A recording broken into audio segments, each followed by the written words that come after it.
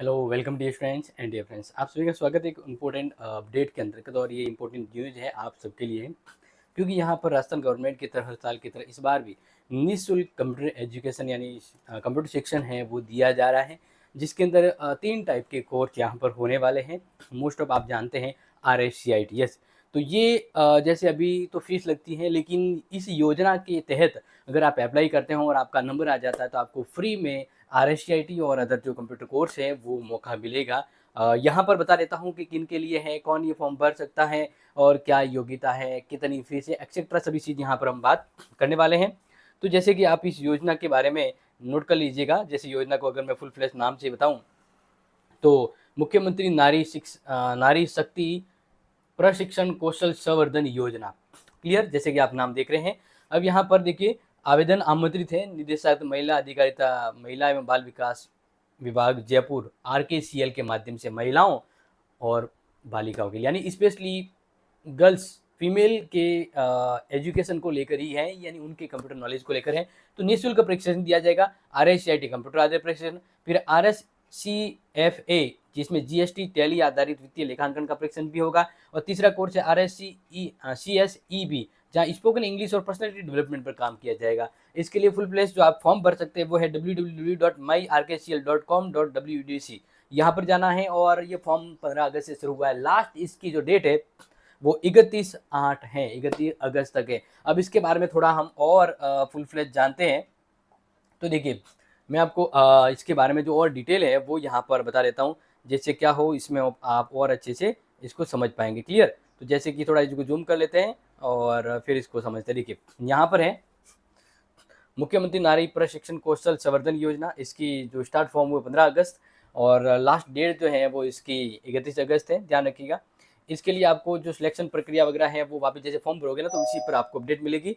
बात करें फॉर्म भरने की तो जनरल OBC किसी के कोई फीस नहीं है। आप फॉर्म भरवाओगे तो वो फीस लगेगी, बाकी यहाँ फॉर्म की कोई फीस नहीं है। क्लियर, आगे बात करें तो कौन से, देखो 1 जनवरी 2025 तक मिनिमम 16 वर्ष का है अगर कोई महिलाएं बालिका, इसको लास्ट एज 40 तक है तो उसे फॉर्म भरने की पूरी सहूलियत है। देखिए, RSCIT के लिए आपको 10वीं पास होना जरूरी है, ठीक है। और आयु सत्यापन के लिए 10वीं प्रमाण पत्र चाहिए आपको। मतलब डॉक्यूमेंट क्या चाहिए, फॉर्म भरते हो ना तब रिपोर्टिंग या जहाँ पे आपको कंप्यूटर सेंटर का नाम आया तो वहाँ क्या डॉक्यूमेंट चाहिए।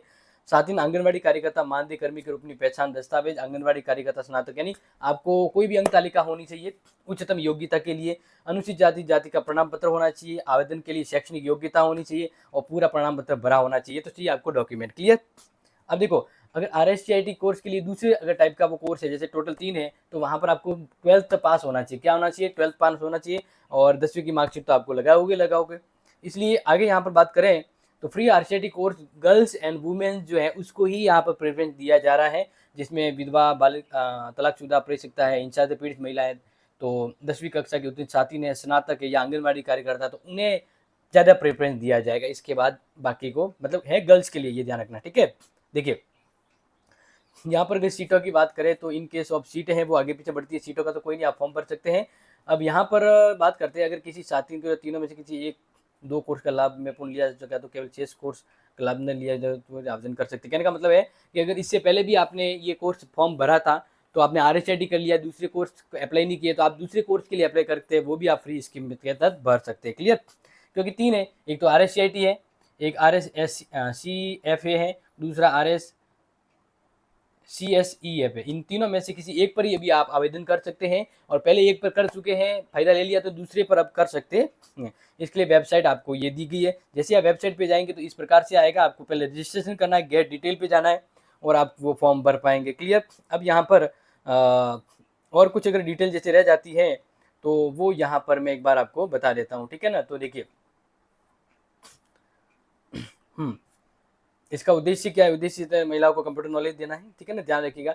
एक बार वापस डॉक्यूमेंट देख लीजिए क्या क्या डॉक्यूमेंट आपको लगाने हैं। देखिए, जन आधार, निवास प्रमाण पत्र, 10वीं की मार्कशीट, विधवा अगर प्रकरण मृत्यु प्रमाण पत्र से कुछ है, तलाक वगैरह तो है वो।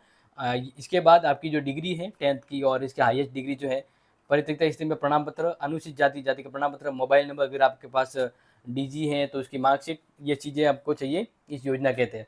और कौन सकता है, तो राजस्थान की मूल निवासी होनी चाहिए महिला, तो फ्री कोर्स के लिए एलिजिबल है, और एज होनी चाहिए 16 से 40, ठीक है।